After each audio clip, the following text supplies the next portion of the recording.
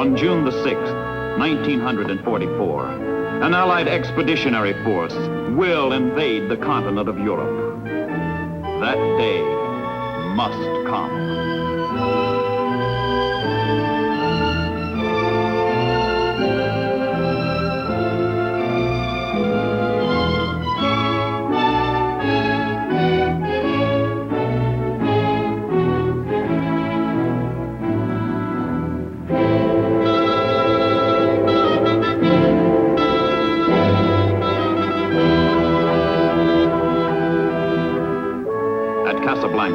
In January of 1943, the Allies commit themselves to the liberation of Europe, while their soldiers, sailors, and airmen storm the gates of Tripoli. North Africa is yet to be won, but the combined chiefs of staff speak their distant dream to cross the Channel, return to the continent. The chiefs of state christen this supreme operation with a noble code name, Overlord. In London, a year later, the Supreme Commander, Allied Expeditionary Forces, General Eisenhower, takes up the task of piercing the heart of Germany and destroying her armed forces. But across the narrow English Channel lies the ultimate barrier, Hitler's Atlantic Wall, formidable guardian of Festung Europa, the fortress of Europe.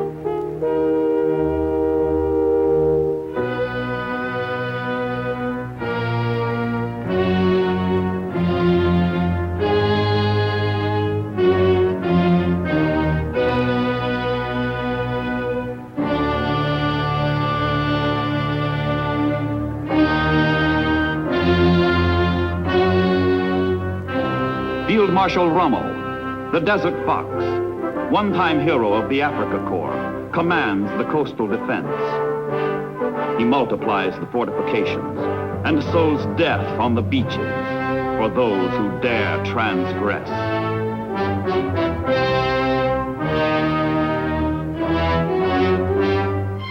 But there is no roof on the fortress of Europe, and assault from the sky begins long months before the day called D.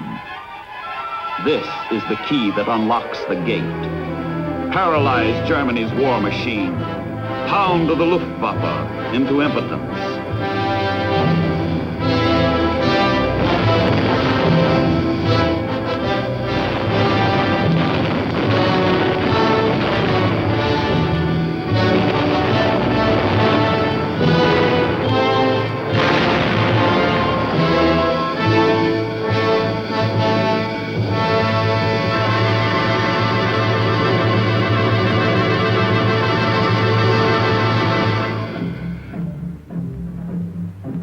And the troops, the men who must finish what the bombers have begun. Each month, the United States pours 150,000 of her young men onto the British Isles. All England becomes an armed camp, one vast depot of armament and supplies.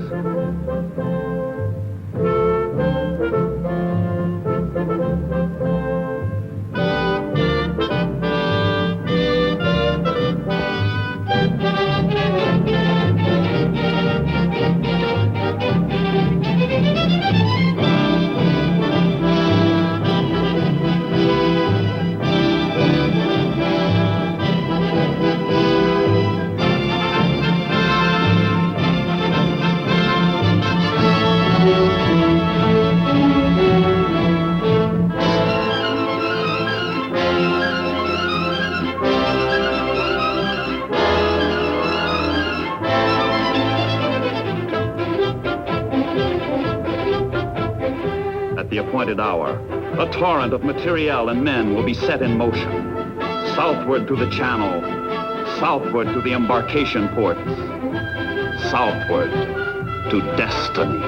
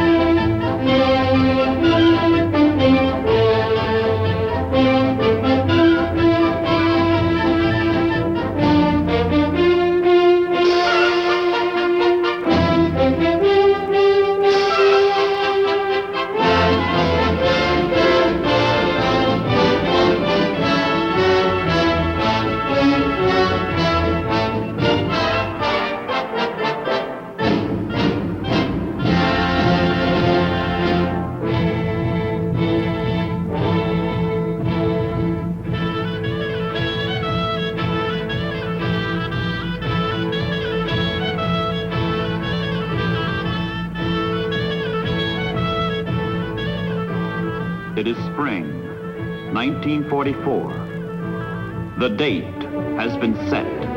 The hour has been chosen. Men committed to the assault are sealed in ships for secrecy. Ports, camps, and assembly points are cut off from the outside world.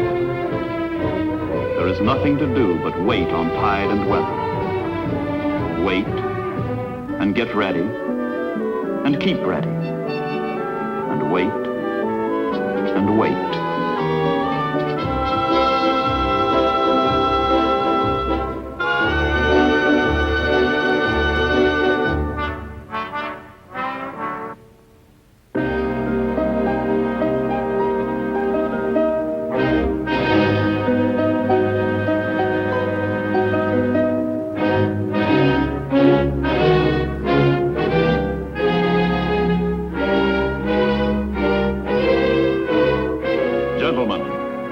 King.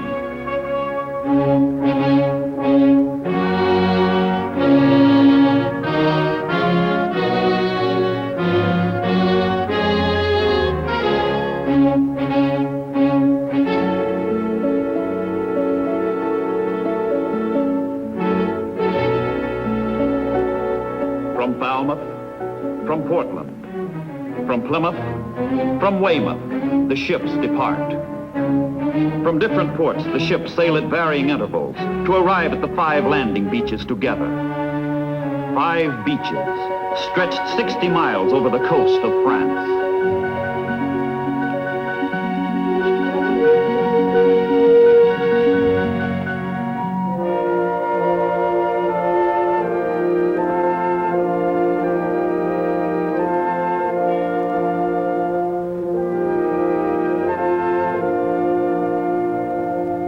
First to invade will be the paratroops. Their mission is to support the landings. Intelligence officers have warned the Supreme Commander that the airborne assault is too hazardous to succeed. But without it, the landings may fail. Eisenhower faces a crucial decision. Should he risk the slaughter of 2 superb divisions, or should he cancel the drop and imperil the whole invasion? He orders the paratroopers to France.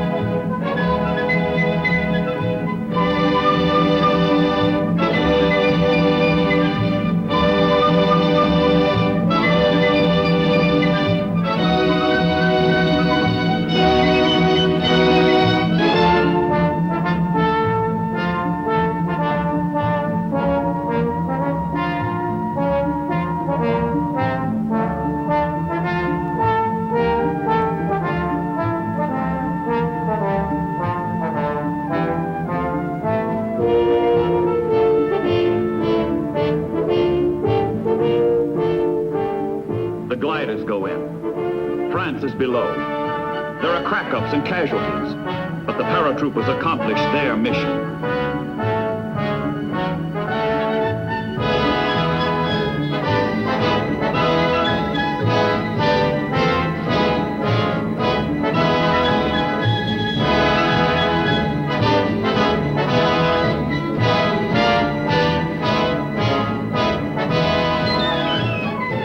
'Tactical air squadrons fly 5,000 sorties to support the amphibious assault.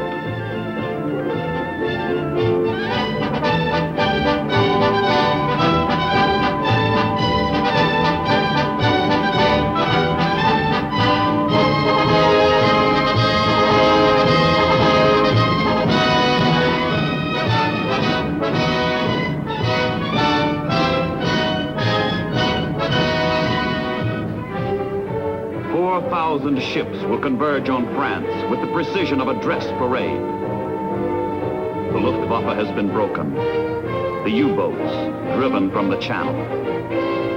The vanguard of 35 divisions moves unmolested toward the beaches.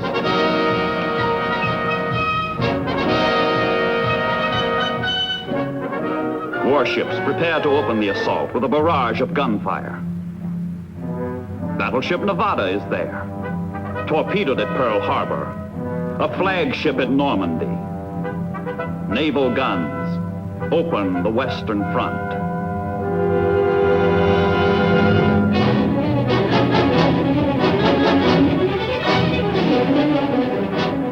Inside Hitler's Atlantic Wall, the Nazis know what the world does not. The assault is on. Defeated in the north, defeated in the south, defeated in the east, the Germans have but one hope left. Destroy the invaders from the west.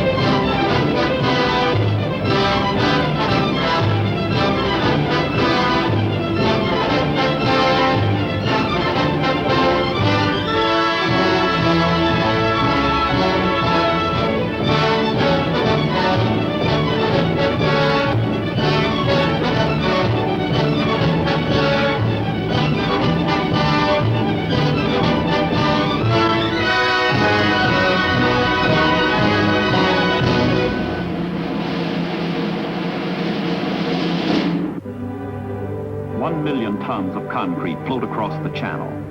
Artificial docks called mulberries to hide their top-secret purpose. Huge, hollow blocks of cement that will be sunk offshore, forming piers.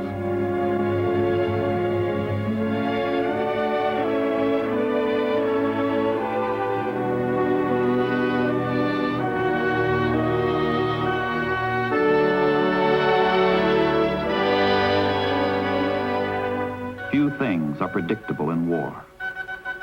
Sometimes casualties are lightest, where heaviest losses are expected. And often the worst fighting takes place, where none is anticipated. whichever way the battle turns. Each man must face his ordeal alone.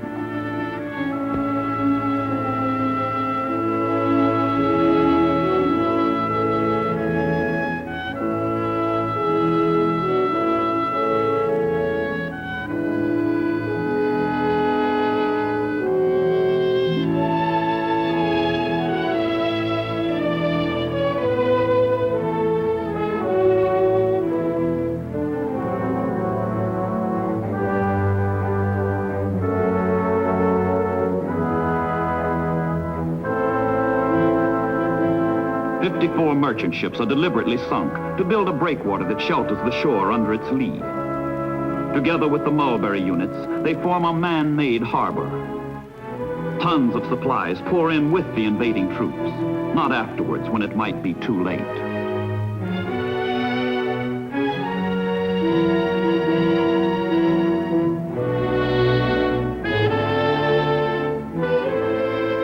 Human ingenuity rises to the challenge of invasion. But one factor, one all-important factor, remains beyond human control.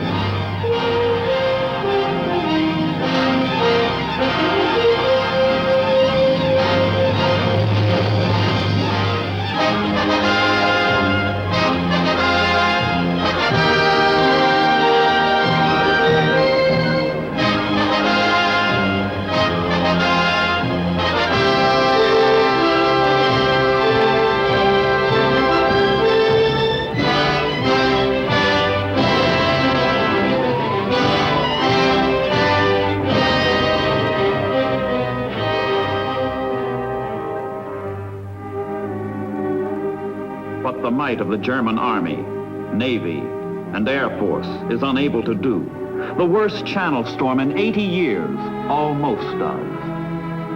But the invaders hold the beaches.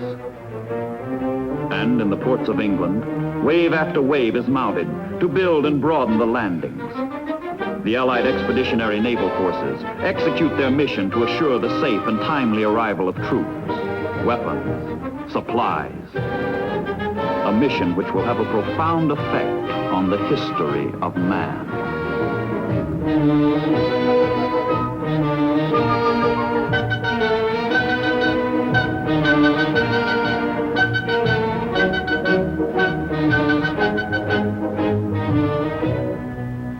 This program will be interrupted from time to time to bring you the latest news bulletins as they are received in the newsroom. Keep tuned to your favorite NBC station to keep in step with all the latest developments on this Invasion Day.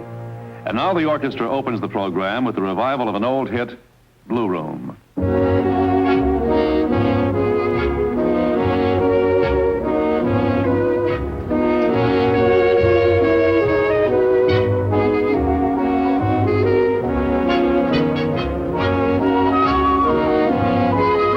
Ladies and gentlemen, we interrupt this program to bring you a special broadcast. This is George Hicks speaking. I'm now speaking from the tower above the signal bridge of an American naval flagship. And we're lying some few miles off the coast of France, where the invasion of Europe has begun.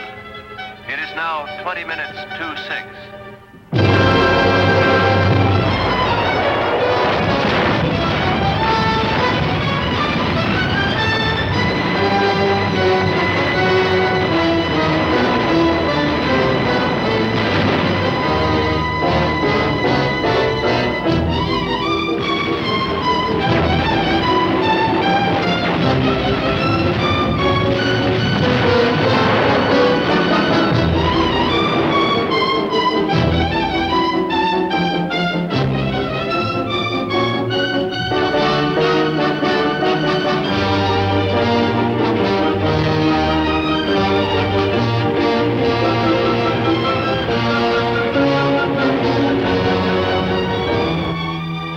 Behind the landings, Allied planes release a barrier of bombs that cut off German reinforcements, paralyze German countermoves. Every road, every bridge, Every rail line, every canal, all the way back into Germany, is smashed, isolating the French beaches.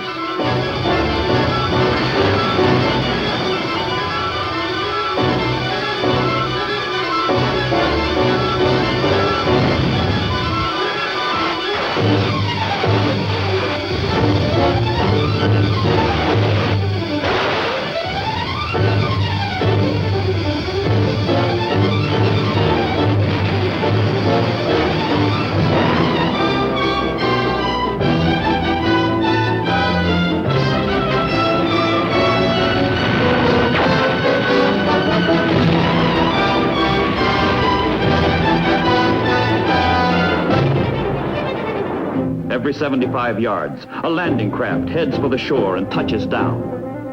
Resistance is furious from German suicide squads, but the Americans go in and hang on by their guts.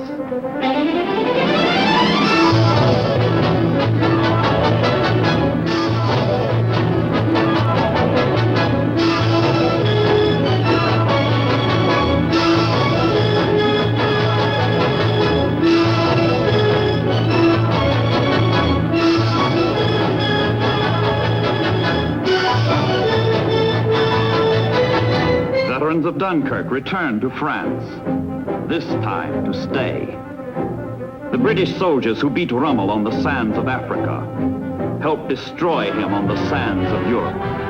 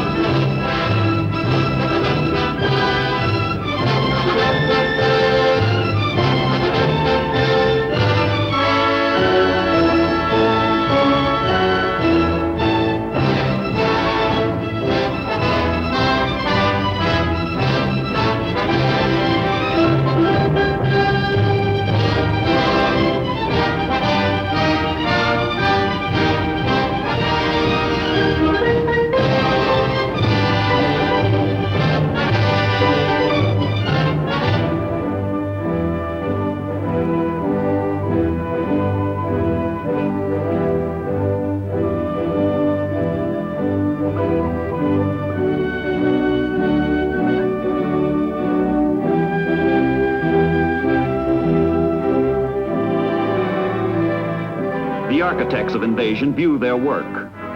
Eisenhower and Admiral Ramsey, commander of Allied naval forces. Commander of American naval forces, Admiral Stark. Lieutenant General Omar Bradley, commander of the 1st United States Army.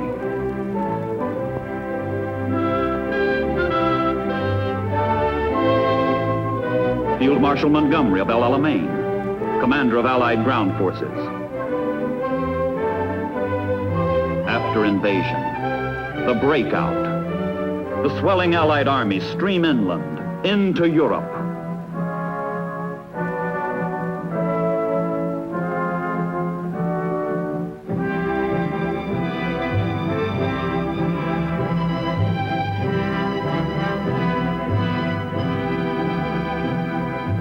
Behind the survivors lie those who died to enslave the world, and those who died to free it.